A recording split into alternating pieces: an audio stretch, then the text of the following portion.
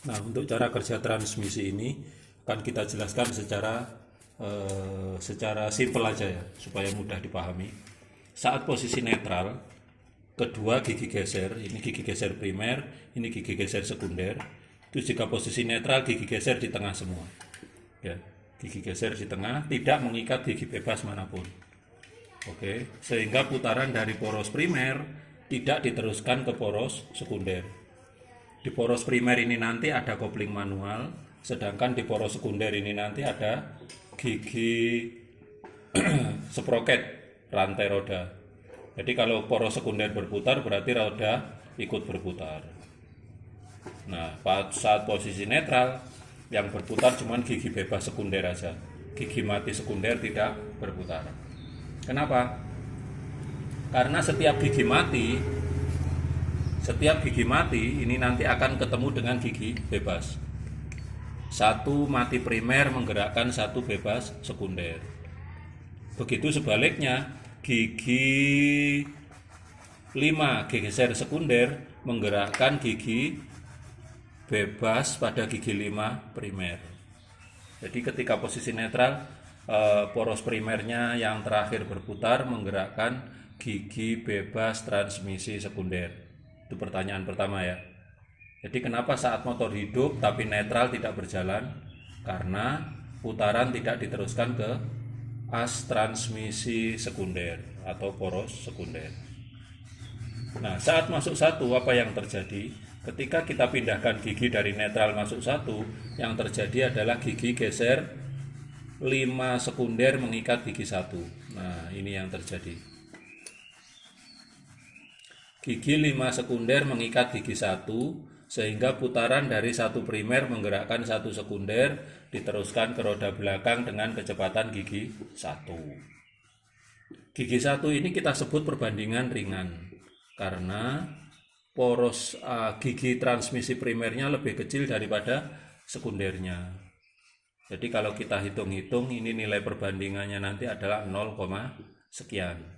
Karena gigi satu ini rata-rata 14 atau 15 mata, sekundernya 36. Jadi ketika sekunder dibagi primer nilainya di atas 1, maka perbandingan tersebut disebut perbandingan ringan.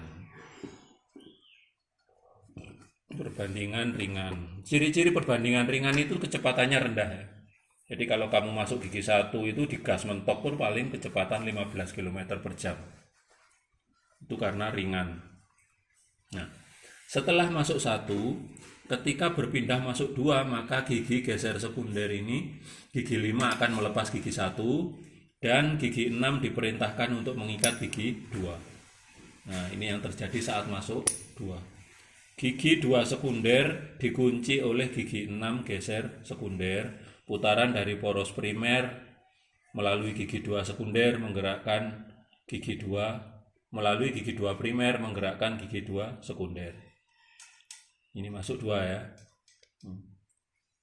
Saat masuk 3, posisi gigi 3 ada di sini. Nah, ini. Jadi ketika masuk 2 ini turun ke sini, saat masuk 3 gigi geser sekundernya yang gigi 6 mengikat ke gigi 3. Putaran dari gigi 3 primer menggerakkan 3 sekunder. Nah, ini masuk 3. Ketika masuk 4, ini yang terjadi. Gigi 3 dilepas dan gigi 4 turun, gigi 5 turun mengikat gigi 4. Nah, gini. Nah, ini masuk 4 ya. Oke.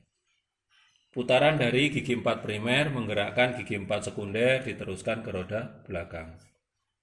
Gigi 4 ini diameter gear sudah mulai hampir sama ya. Primernya agak besar, sekundernya juga agak kecil. Jadi perbandingannya mulai berat. Nah, setelah masuk 4 dilanjut dengan masuk 5. Nah, kalau masuk 5, gigi geser sekunder melepas gigi 4. Dia kembali ke tengah. Nah, sedangkan gigi geser primer mengikat gigi 5. 5 primer ini yang tadinya bebas setelah terkunci menjadi gigi mati dan menggerakkan gigi 5 sekunder. Itu saat masuk 5. Terakhir top speed, saat masuk 6, gigi geser primer turun mengikat gigi 6. Nah ini 6 yang tadinya bebas menjadi gigi mati, menggerakkan gigi 6 sekunder, dan putaran diteruskan ke roda belakang. Yang perlu kamu cermati, gigi 6 primer lebih besar dibanding gigi 6 sekunder. Apa keuntungannya? Nah, saat gigi 6 ini bekerja, kecepatan bisa mencapai 180 km per jam. Karena perbandingan gigi 6 ini disebut perbandingan berat. Jadi primernya lebih besar daripada sekundernya. Ini kebalikan dari gigi 1 tadi ya. Gigi 1 itu primernya jauh lebih kecil daripada sekundernya. Itu yang membedakan antara gigi 1, 2, 3, 4, 5, dan 6. Makanya kalau awal mula jalan nggak boleh pakai gigi 3. Berat kan? Karena perbandingan gearnya juga berat. Kita harus pakai gigi 1 supaya motor mudah berjalan. Selanjutnya kalau RPM sudah mulai meningkat, kita tambahkan lagi kecepatan dengan memindahkan ke posisi gear yang lebih berat. Makanya rata-rata motor sport itu menggunakan speedo yang ada RPM-nya supaya kamu nanti bisa lebih jeli. Oh, kalau RPM sudah 4000 harus masuk 2, RPM 5000 masuk 3, RPM 6000 masuk 4, dan seterusnya. Seperti itu. Jangan sampai motor sudah diputar pada RPM 7000, pada RPM 4000, tapi masih masuk gigi 1. Itu akan kelebihan tenaga dan kecepatan kurang. Overpower ya.